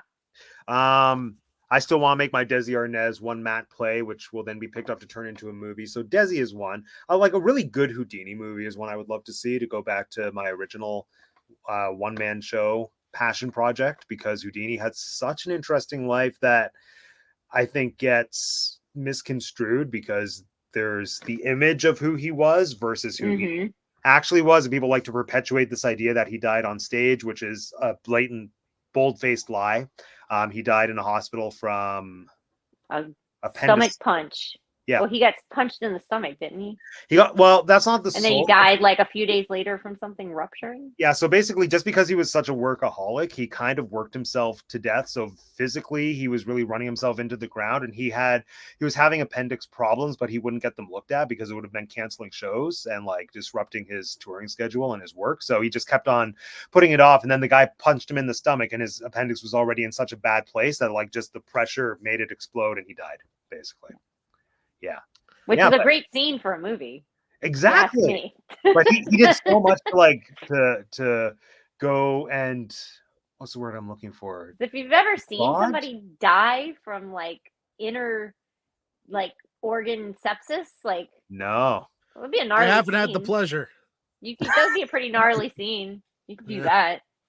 Actually, not even a biopic, an inspired by real life movie that I want to see and or have contemplated writing if I was more dedicated to this concept is, does anyone remember the 90s movie, I think it was called Fairy Tale, based on a true story about the girls taking pictures of fairies? No.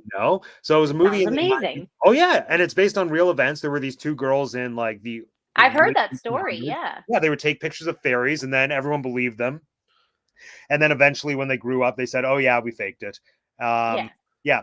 Except there's, I think, one picture that they took that, because eventually when technology improved, all the pictures were analyzed and they realized that all these fairies were flat. There was one that was slightly more questionable. So I've always wanted to see some kind of project. I'm giving away $1 million idea to like all 10 people watching right now. I wanted to see a project where it's some kind of exploration about the two women when they're like old ladies, and both of them like having different perceptions of what they remember, where like one of them remembers making the cutout fairies and one of them remembers them as being real fairies, and then just seeing what happens when you delve into how memory evolves and like fantasy versus reality. Like there's something there.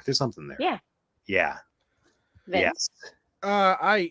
You know what? We brought him up earlier in the podcast. I'd love to see a biographic film of comedy legend Norm Macdonald. Yeah, specifically, that would be nice.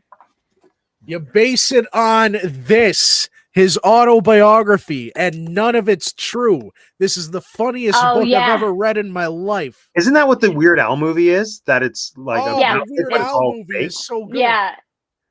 Yep. I do love movies like that. I do love biopics that are like that just fake. Make fun of it. Yeah. You know what was good? Walk Hard, the Dewey Cox story. Oh my God! Yes, it was. Yes, it was. What's that guy's name? John C. Reilly. He plays like a mock Johnny Cash. Yeah. Oh my God, it's so funny because it came out right after Walk the Line. Yeah. It's so funny. You know what I was thinking is a subgenre of biopics that I quite enjoy is the biopics about serial killers that are just counted as true crime movies, but they're biopics about serial killers. The actual biopics are like true crime documentaries. No, like the ones that are like, there's a whole series where it's like Bundy, Dahmer, and it like tells some of their backstory, and then like it'll show different scenes through their life that aren't just the murder scenes, you know? Honestly, the Unabomber that just came out. Oh, that could count too. But like, yeah, like any of the ones that focus specifically on their life and not just on their crimes. So many good ones. Yeah. Who else? I like Yoda from Mark's suggestion. Yeah, Jim I love Henson that would one. be. Actually, Jim Henson is someone I thought after the fact I wish I had done for my Theater Live project. I would have had puppets. We've done, although I can't really do the Kermit voice, but What about Ian McKellen? Wasn't that guy in like the Secret Service? was he? Yeah, he was like a secret agent in World War II. That guy is a real Renaissance man. Wasn't Lies. He actually was his character from Apt Pupil, or was that him? Wait, or that hang was a on. different guy. Hang on. Was that Is him, that or was that am I somebody else? thinking? Am I Are you thinking thinking of of the guy him? who created James Bond? No. Maybe I'm thinking of the guy who played Count Dooku in the prequel, Not Christopher Reeve. Oh, Christopher Lee. Lee, that's it. Yeah, that's what I'm thinking of. That guy deserves a biopic, and he can play be himself cool. at the end. I think. That would be amazing. Yeah. I want a biopic of C.S. Lewis and J.R.R. Tolkien just being friends and like arguing. Isn't there? What about that that Tolkien movie? There's a Tolkien movie? Yeah, there's a Yeah, I think Tolkien there movie. I don't know if it's him, man. It's him and his 3 buddies from college, and they go off to World War One. And it's really sad, but you see the inspirations for the battles of Middle Earth and stuff. Roald Dahl? Apparently Roald Dahl was see our Dahl marathon kind of ruined Roald Dahl for me. So I've lost interest in him. Oh my gosh, Sidney Poitier. Sid the Kid. We have the same birthday, so What about Aleister Crowley? Is there one about Aleister Crowley? I would love an Aleister Crowley biopic. That'd be pretty cool. Who's Aleister Crowley? I don't know who Aleister Crowley. You know who would play him really good, but like maybe 10 years ago he might be too old now? It's Stephen Fry. Stephen Fry looks just like Aleister Crowley, and it spooks me out every time I see a picture. I'm like, why do you? And he actually looks like a love child of Oscar Wilde. And he was a magician. He was an occultist. He was doing a magician. Wait till you read about what his magic is, Matt. His magic, you could do his magic, okay? Right. But in the privacy of your own bedroom. Whoa! Yeah, just like that. Whoa, what the hell was that? It was magic. Remember, I studied Houdini.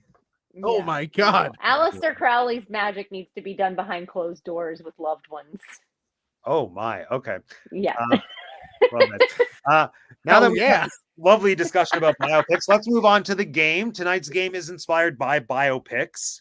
So, hooray, as well as the Oscars. So, let me remind myself how I'm doing this. As per usual, there's an opportunity for multiple points per question. Okay, yes. I am going to tell you a performance of a historical figure in a movie.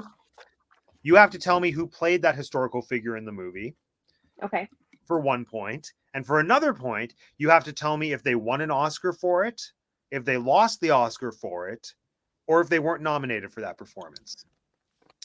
Okay. So there we go. So we need the actor and nomination. Actor and won, lost, or not nominated. Okay. All right. Here we go. Hold on. Feel free to play along in the chat as well. I feel like this might be one of those games where it's too easy, but that's also why I added. It sounded difficult, so that's inspiring. Okay. Lisa says, do it again. Do what again? When did that show up? What does Lisa want us to encore? Okay. He. Okay. All right, here we go. Oh, the magic trick. Oh, the magic trick. Okay, here we go. Wait. Oh, Jesus God. Doesn't that hurt? A little bit. But when you get to a certain age, Vince, you're immune to pain, emotionally and physically. Wait, hang on. Do you have a prosthetic thumb? Ow. Okay. The cat bit it off. No. Yes. Which one, though? Who knows? All right. The very first one. Charlie Chaplin in the movie Chaplin. I am looking for the actor who played this role and tell me whether this person won an Oscar, lost an Oscar, or was not nominated for their performance as Chaplin in Chaplin.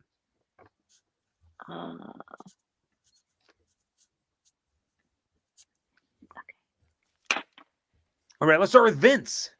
Hang on. He's got to look it up. No, I'm joking.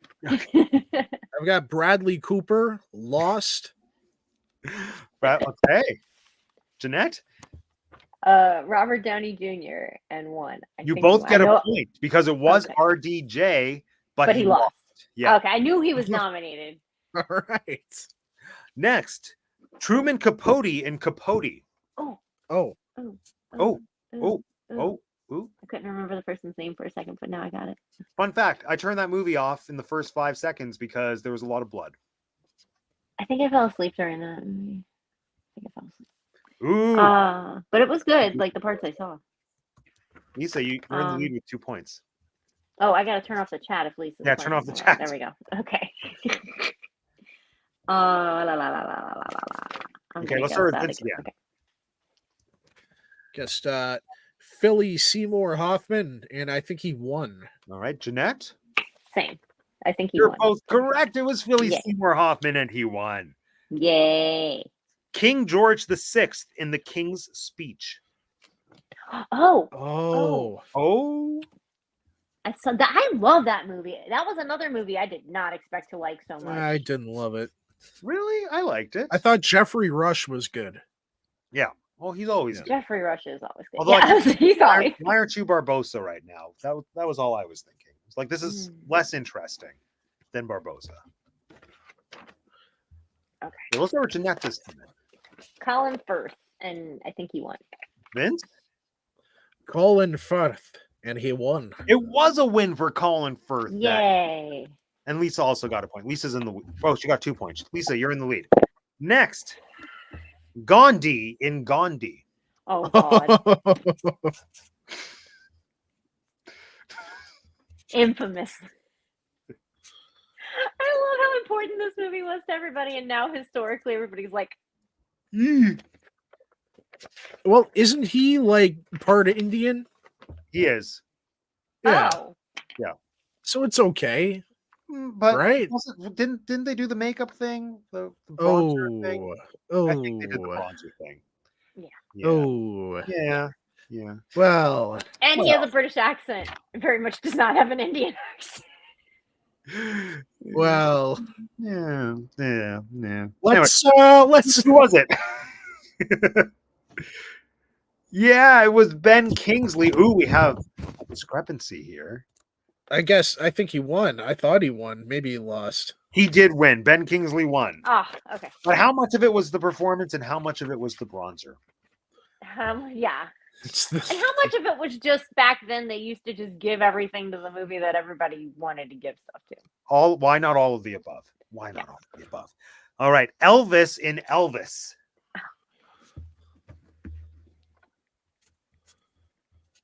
You're like, we all know. We were all paying attention last year. Just gonna give everyone the 2 points. Does spelling count? Yes. Yes? Yes. Oh, okay. Hang on.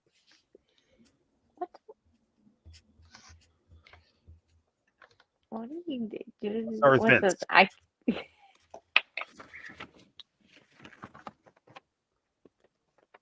Vince. Ah, okay. Yeah. Austin Butler won.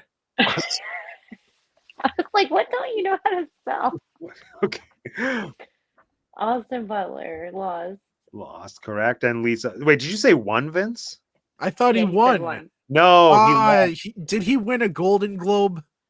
Maybe. I think he might have. Yeah, I think that he did. son of a gun. Who won? Brendan Fraser. Oh yeah. Yeah. It was a happy moment for all of us.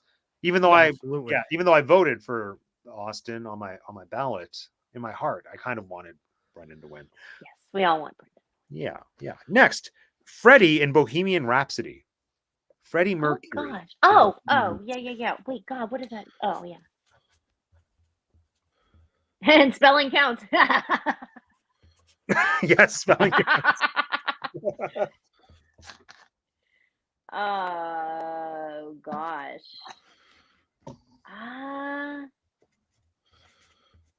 Okay.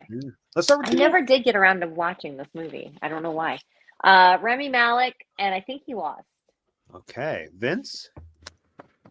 I guess Rami Malek, and I think he won. And Lisa said Rami Malek won, and that is correct. He did win. All right. Next, Loretta Lynn in Coal Miner's Daughter.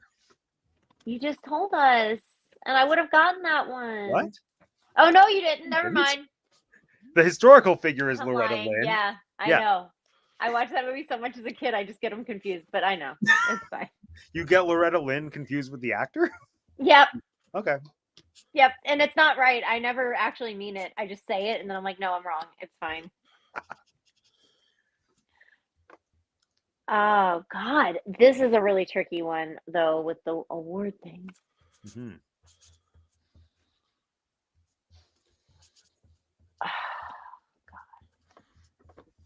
I want the answer to be one.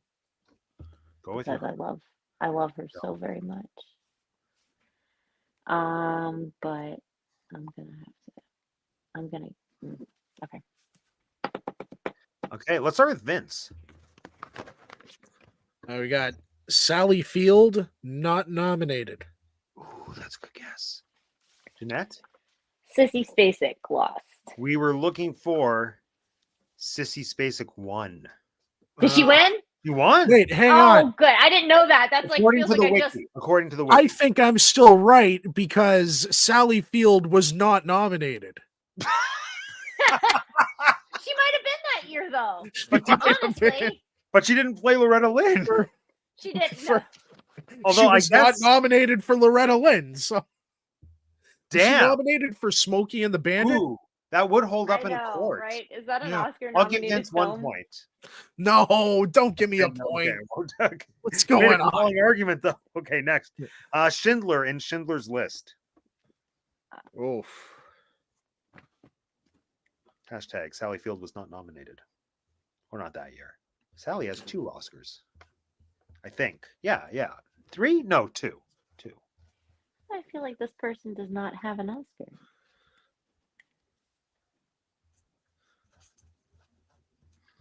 I think I'm gonna watch Gia now. I hadn't thought about that. I literally thought about that movie 2 days ago, and now it was actually a useful thought because we were talking about biopics. I've never heard of this movie. I'm gonna go watch Oz. I was obsessed with it when I was a kid because I think it was on HBO, and it showed drugs and boobs and stuff, and I was like, oh, Yeah.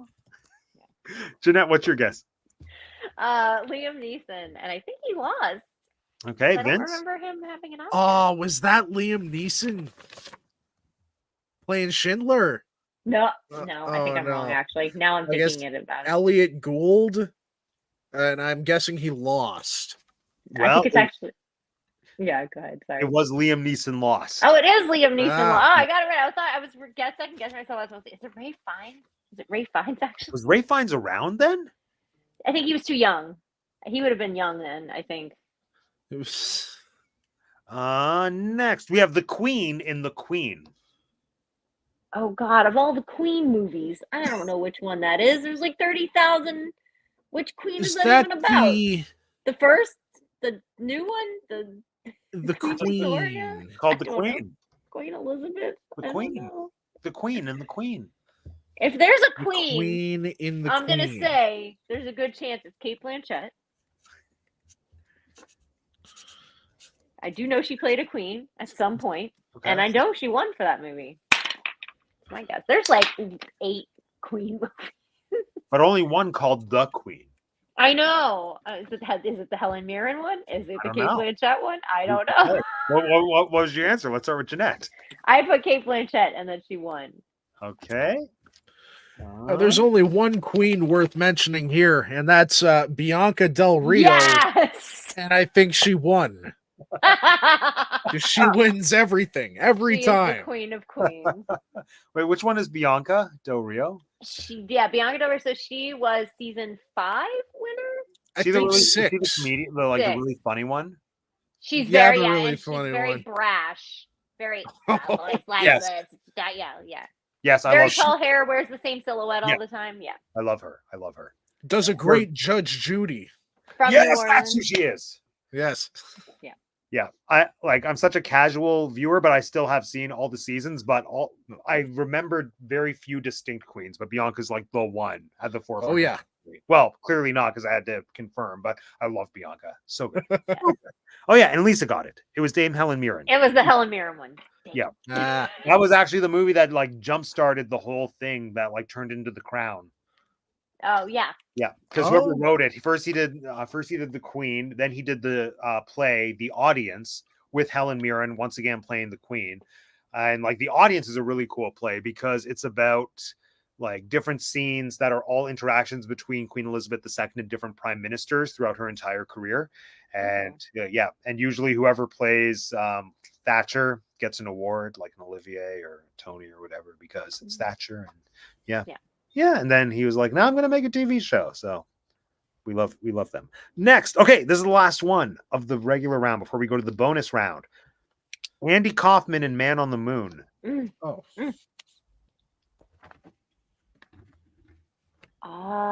Ooh. Wait, Ooh. Jim or Drew? Oh, wow. I think, hold on. I hope I'm not right about this, but I think Jim or Drew? Okay. Don't be looking it up. Don't be looking it up. You look it up. You can't be looking it up. Who's He doesn't even know Drew? I'm talking to him. Who's Drew? Drew Carey? It's one of those two. Who are you going for? Let's start with Vince. Okay, I'm going out on a limb here. I'm going to say Jim Carrey, and he won. Okay, Jeanette. I put Jim Carrey, and I don't think he was nominated. The correct answer. Oh wait, hold on. Lisa says Jim Carrey lost. We were looking for Jim Carrey not nominated. I thought so. Jim has never been nominated for an Oscar. That was before the Oscars started like opening and broadening their horizons, and like they were still very like that's a comedic actor. Oh, Yeah, that was a give 'em to them. biopic. There was too, a yeah. whole thing though where people claim that he like pissed off the Academy because he won I for the don't doubt Truman it. Show. Yeah, he won for the Truman Show, and he should have been nominated for an Oscar for the Truman Show because it's like the best movie of all time, and it's my favorite movie. It's some of the best acting. He's that so he's good ever in done. it. Yeah. But then when he accepted the award, I think he said something like, "Well, thank you, and now I guess I'll see you at the Oscars," and that pissed people off apparently. So then they blacklisted him, and they were like, "No." And then he tried. He did a few. And more then he really lost his mind, and now they don't invite him to anything. Justice for Jim Carrey. I know, man. All right, let me tally up the points. Hold on. 2, 3, 4, 5, 6, 7, 8, 9, 10. Okay. And then 1, 2, 3, 4, 6, 7, 8. Hold on. 1, 2, 3, 4, 5, 6, 7, 8, 9, 10, 11, 12, 13. Okay, and hold on. All right. So Vince, you have 13 points. Jeanette, you have 14 points. Lisa, if you're still watching, you have 19 points. How many are we Jeez. wagering for the final for the bonus? This is Lisa's revenge for losing Yeah. last week. Throw me all in, I guess. Okay. God, Lisa, you're not even here. You're smoking us. I'm going to do 12. 12. Nice. Lisa's going for all of it. So same format, kind of in reverse though, because I am going to tell you the title of a biopic that is set to be coming out within the next few years. You have to tell me who it's about and who's playing the person that it's about. Oh, okay. Okay. Here we go. So the movie is called, in fact, I'm going to write it and put it on the screen. Okay. So we're gonna know just by the title who this is about, or we should have a good idea. Well, this is the thing. This is the thing. There is a reason that you might know it. Okay. But if that knowledge is not in your head, you won't know it. Okay. It's called Beautiful. Christina Aguilera? I don't know. Well, we have to write it down.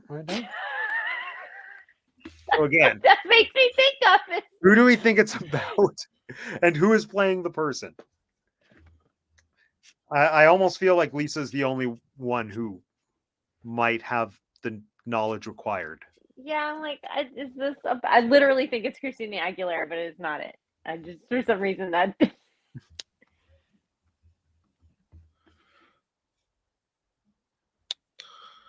Yeah, are we supposed to know this? I don't know. Well, I'm feeling confident about this one. if you want a hint, if you want a really big hint, it is a film adaptation of a Broadway show that is like a jukebox musical of a certain person. Okay. Oh, Okay. I got I'll this take a good one in guess the then. bag, darling. I got this. Let me think who would play this person. Hold on. It can't be her. There's no way, but I can't think of anybody else. Let's start with Jeanette. Cher, Ariana Grande. That is wow. Nichols. That's the jukebox musical I thought of. There is a Cher musical, I actually. know, and I want to see it very badly. What did you say, Vince? James Blunt, played by Timothée Chalamet. Good guesses. Lisa got it. It is Carole King. I thought they already had one about Being played by 'cause Daisy it's gonna be Edgar a Jones. movie. Yes. Oh. I get it. Yes, I do know there was a Carole King. Yes. I feel the earth There we go. move under my. Where's There we Jeanette? are. Jeanette. I'm here. Okay, I don't know what happened. Carole King was great in Gilmore Girls. Was she in Gilmore Girls? Yeah. Wow, who'd she She play? was the town. She ran the music store in town. Good for her. That's fun. Speaking of Timothée Chalamet, if Yes, maybe I could save this for next week for our news segment, but it seems juicy enough. I'll drop it here. Yay, Lisa! 57 points. Woo. Josh Brolin wrote a poem to Timothée Chalamet on the set of Dune. And if you care to look it up, I don't remember it off the top of my head, but it is slightly disturbing that he just wrote this to his coworker. I hope it was in jest because it's quite private sounding. So it's interesting. Just look it up. I'm sure it's out there somewhere, but I heard about it on a podcast. Like in a romantic kind of way. Like relatively admiration. Let's say admiration is the key. Admiration is the key emotion given through this poem. Okay, hold on. It says it was a tongue-in-cheek poem. Okay, so it must whose tongue and whose cheek? I know. When you read it, you're like, you know what? I'm gonna cold read it right now with no context. Yes. Here we go. Okay. The way you hold my gaze makes me fear my own age, because something in me tells me you are going to offer me something, and for now, I'm not sure it's going to be something I want anymore. Is that the whole poem? Oh no, there was a first part to it too. Something about his jawline. There's something about your bone structure. Something about the bone structure or something.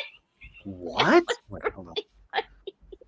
You hold my gaze. That part is the gaze. The gaze part. The way you hold my gaze. Writing's different, and I want to find the rest of this poem about the jawline. I know it's very just another cinematic tidbit of the week. Oh wait, your face is etched by adolescence. Your cheekbones jump towards what are youth-laden eyes that slide down a prominent nose. And wait, that was just the Google preview. I have to open the website. Nose. Here we go. I'm glad this was real news. I was so scared it was going to be like a fakie. Your cheekbones jump towards what are youth-laden eyes that slide down a prominent nose and onto lips of a certain poetry.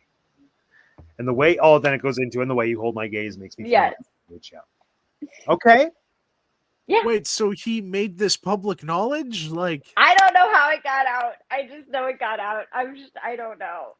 Is this like a image? So I don't think it was intentional.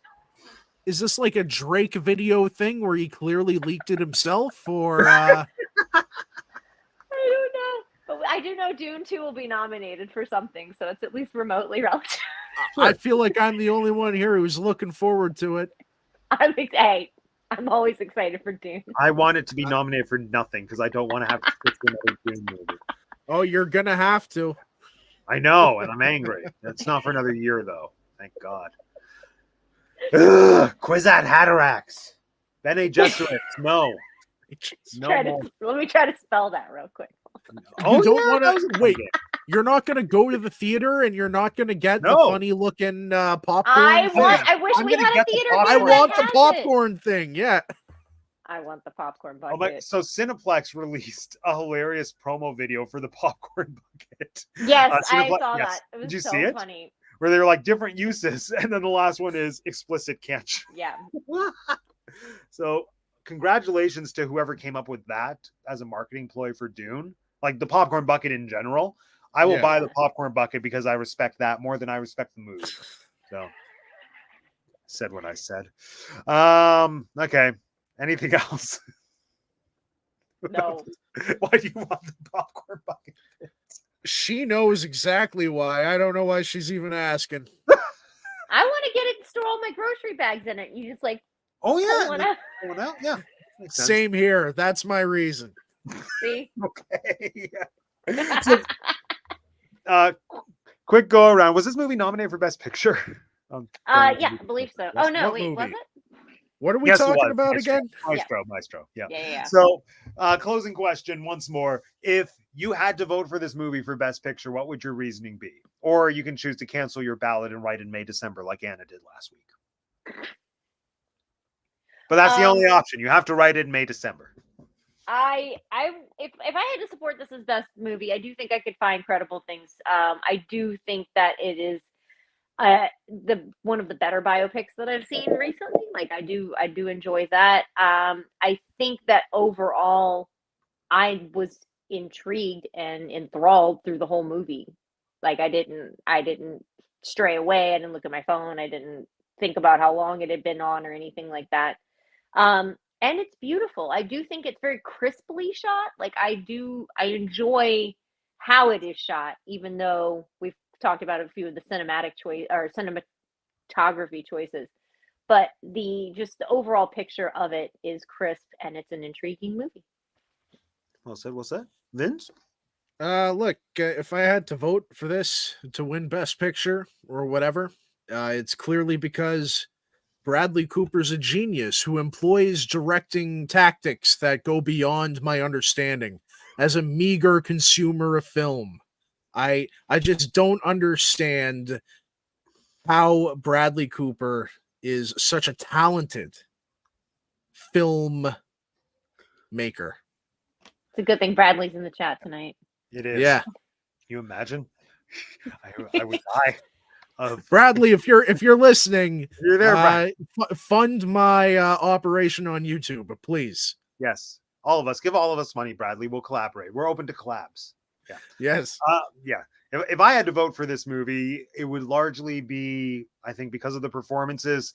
Even though I do think that it felt like Bradley was acting in a different movie than Carrie. I think individually they both had really solid performances all around. Like the acting was quite good. Yeah, the acting. That's what I would go for, as well as like Vince, just my awestruck sense of not knowing why Bradley made the directorial choices he did. Like it was too smart a film for me. So I feel like it deserves my vote for that. And yeah, Lisa, she'd rather have May December be nominated. Carrie deserves her nomination. Yeah, I agree. And it's a really good tight race for Best Actress this year. I feel like thus far, I think all the movies we've watched have been Best Actress nominated and led films. And I would be happy if any of these three ladies thus far were to win. I'm still upset that Margot wasn't nominated, but at the same time, I wouldn't necessarily. I don't want to say that I would like want her to win over these people, but I'm not upset. Like I haven't seen a performance yet where I thought like, oh, why was this nominated instead of Margot? I do think that my answer would be Annette Bening, but we'll see if I get to the swimming movie. We'll see. Yeah. Anyway, join us next week, everyone. It's Past Lives. Yeah, Past Lives. Yep. Unless we change it. Maybe it'll be Spider-Man Into the Spider. No, it should be Past Lives. It's, that was Lisa's movie. Yeah. So it's my pick too. I think it's a good one. I've heard great things. I believe Lauren is going to be joining us, so it'll be so nice to see Lauren because he's classic when it comes to the Oscar marathon. Yes. So, yeah, it'll be a good time. But now's the time. Tell everyone all the fun things that you're doing, what you're up to. Let's start with Vince. Oh, hey. Hello, America. It's great to see you again. You know, every Wednesday or sometimes a Thursday, we come together, have our fireside chats. Very much like Franklin Delano Roosevelt back in the old days. Anyway, what am I doing here?